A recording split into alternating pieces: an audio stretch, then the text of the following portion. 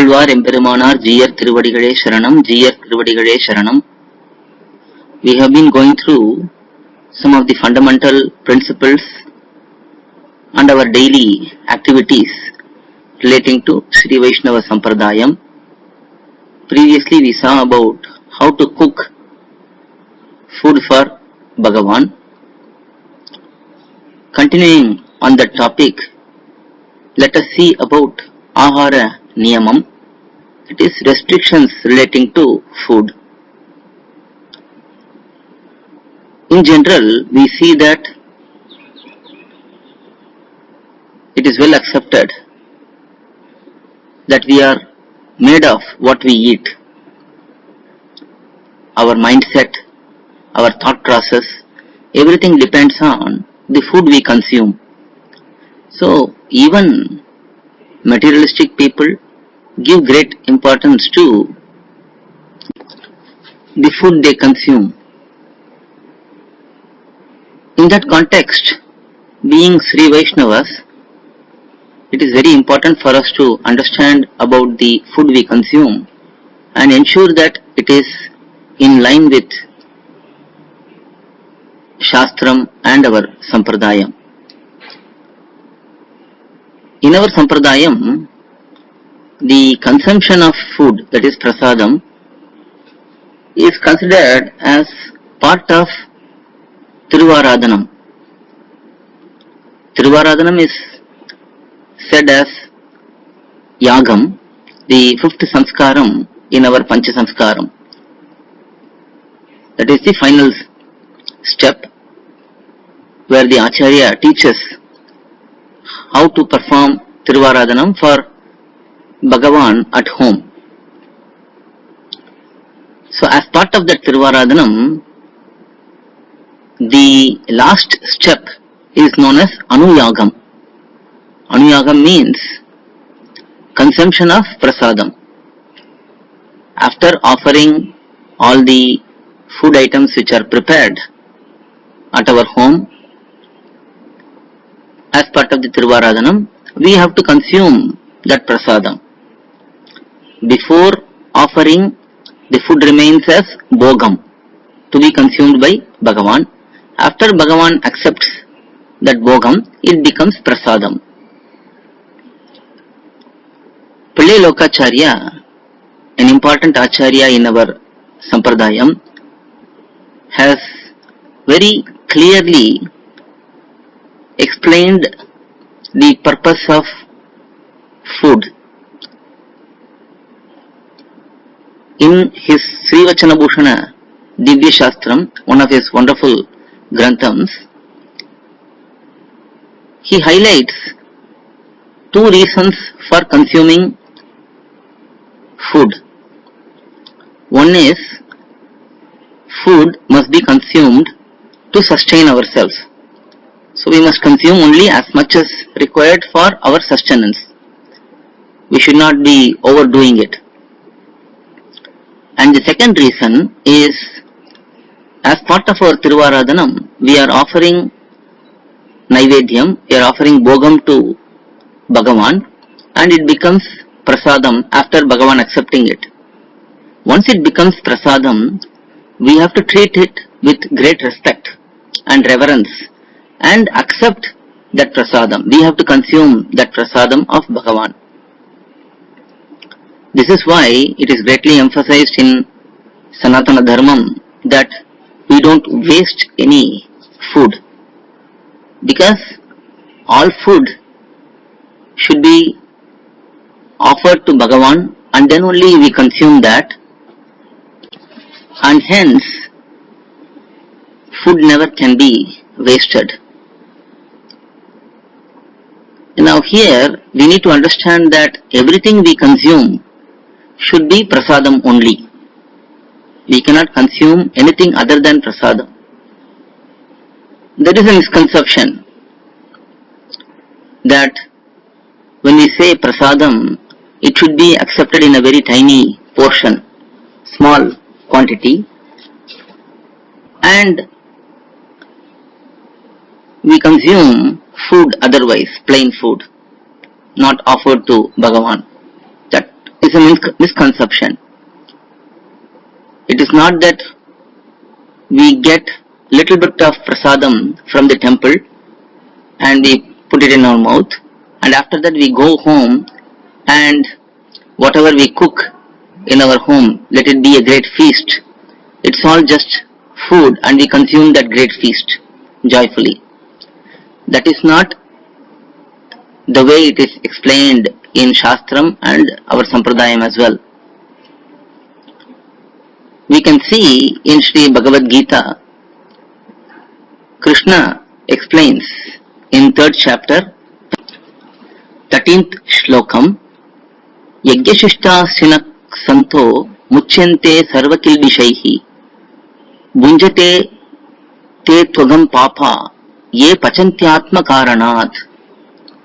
Here Bhagavan says, good people who partake the remnants of sacrifice. Sacrifice is yagam. We have seen that yagam is Tiruvaradhanam for us.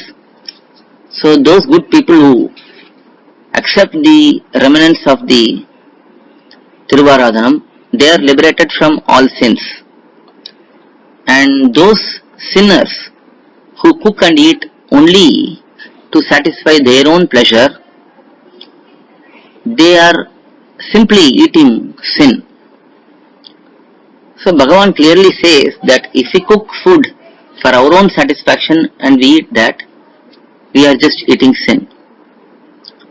So whatever we cook, whatever is cooked at our home must be offered to Bhagavan, and then we should accept that as prasadam.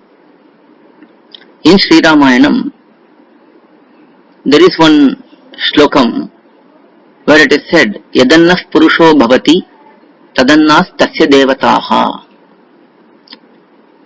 One should offer the food which is consumable by oneself first to Bhagavan, and then only one should consume that food as prasadam. From this shlokam we can clearly understand that one has to offer to Bhagavan only what is allowed for that person. For example, there are different food restrictions for Brahmana, Kshatriya, Vaishya, Shudra and so on. Even in the animals, what is eaten by a tiger is not eaten by a goat. Similarly, what is eaten by the goat is not eaten by tiger. So food habits vary.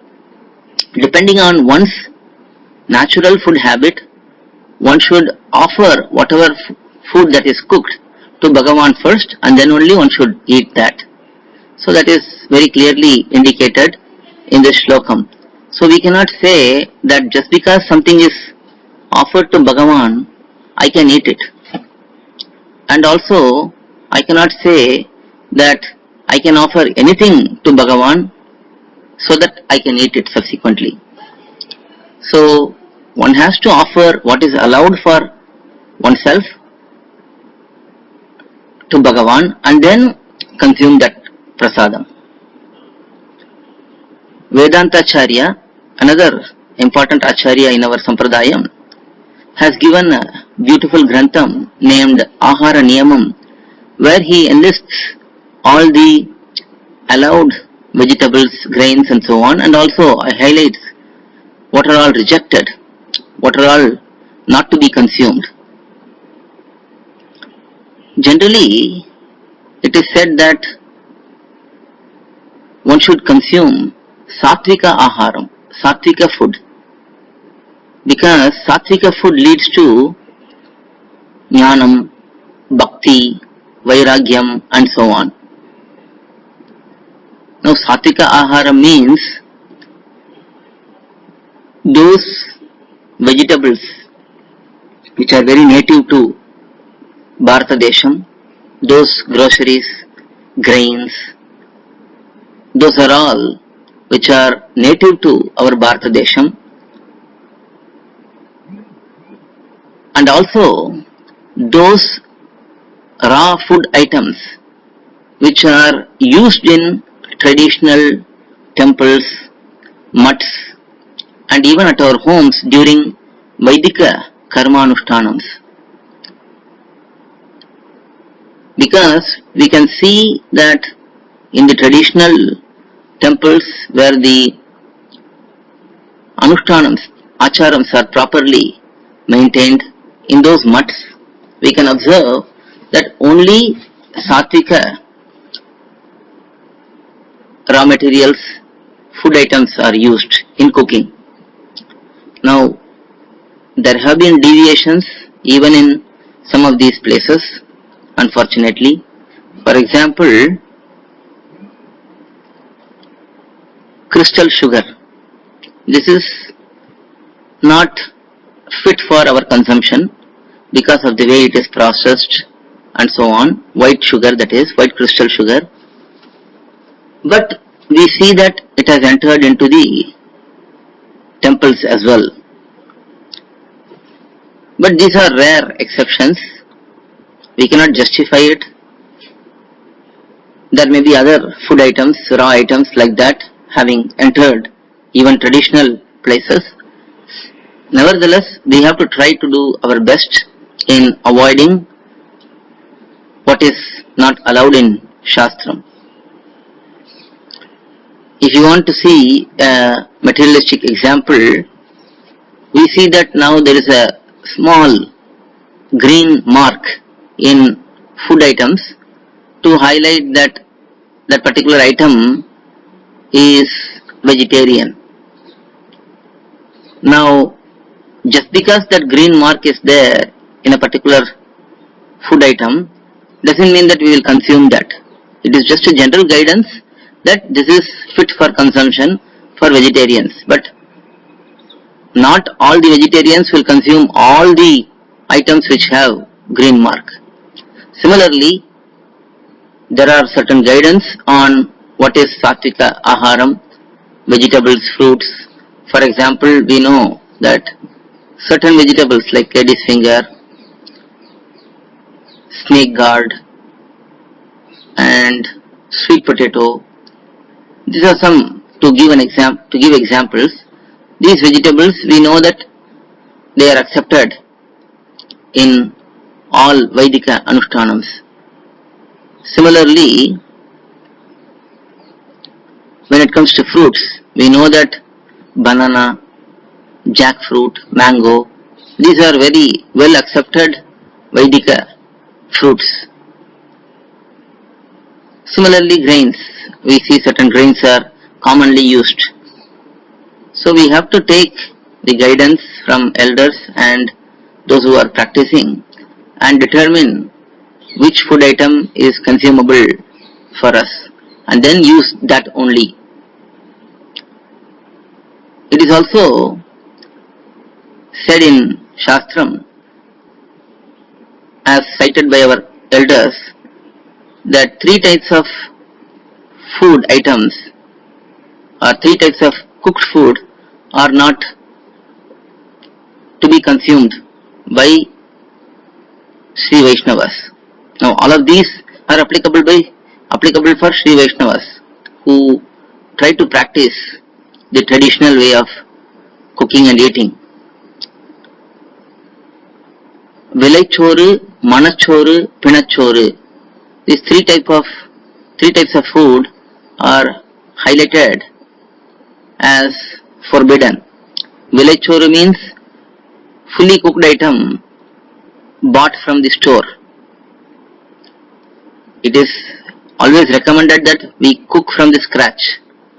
We get pure raw materials and we cook and then we offer to Bhagavan and then we consume it. That is the normal way to do it. If we get cooked food from outside, processed food, then that is not allowed in Shastram. That is why we avoid processed food from outside. Then Manachoru means food which is given as part of functions at home, like marriage functions or other functions. where there is a feast, in these places usually the purity of the food will not be maintained, both internal and external. Hence, these are to be avoided. But if there is a feast given in a temple or a mutt in a traditional way, cooked and offered to Bhagavan and then given to us, then we can accept it. It is just the fully materialistic feasts, they are to be allowed. And Pinachchoru finally is food given during the death ceremonies, the ceremonies following death. Those are fit to be consumed only for those who are involved in that particular family, not for outsiders. So these three are generally rejected. There is also dosham associated with food, which are explained in three different ways: jati dushtam, nimitta dushtam, and ashraya dushtam. Jati dushtam means those food items which are naturally not fit for consumption for us Sri Vaishnavas. This is onion, garlic, and many other vegetables and fruits, grains and so on. There are certain items which are by nature not good for us, good for the spiritual progress. That is jati dushtam. Nimitta dushtam means, nimitta means a particular reason. The food item may be very good. For example, milk. It's a very accepted food item. In fact, it's very dear to Krishna. Today is Sri Jayanti when I am recording this. So this is very dear to Krishna. Still, if there is a worm or a hair or some insect which is seen in milk, then naturally we cannot take that. So that is a particular reason for us to reject a particular food item. And then there is ashraya dushtam. Ashraya dushtam means the food item may be good and there is no other reason to reject it, but it is touched by those who are not Vaishnavas, those who are not well situated in devotion and so on. So that is, ashraya means the one who is holding, one who is having that food. Due to that person's connection, the food becomes unconsumable. So these three reasons are also highlighted in Shastram. We have to see that the food is consumed after taking Tirtham as part of Tiruvaradhanam. At the end we get Tirtham, the sacred water, and also Sripada Tirtham of Acharya. Only after taking these one can consume the prasadam. Also, if there are guests, Atiti, we must honor them first with the prasadam and then only we should accept prasadam ourselves. It is also a very important point that when we have doubt about a particular food item, a raw material, a fruit or a vegetable or a grain or something, it is better to avoid that item when there is doubt whether it is consumable or not. It is better to clarify, and only when it is consumable, authorized for us to take that, we should take it. Otherwise, we should avoid that. Finally, while accepting prasadam, we must always be seated on the ground. And also, when we accept prasadam, that is full meals, it is better to eat them out of plantain leaf, because it is said in Shastram that we cannot reuse the container from which we directly take food, we eat food.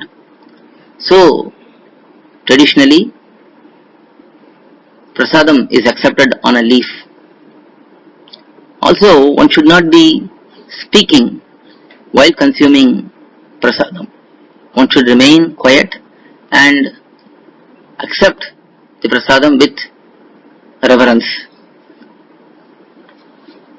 These are some of the basic points relating to aharam, food and food consumption. Alvar Emberumanar, Jiyar Tiruvadigalai Sharanam, Jiyar Tiruvadigalai Sharanam. To learn such valuable information about our Sri Vaishnava Sampradaya, please download Koyil, Koyil app from Google Play Store or Apple App Store. Our website is koyil.org, koyil.org.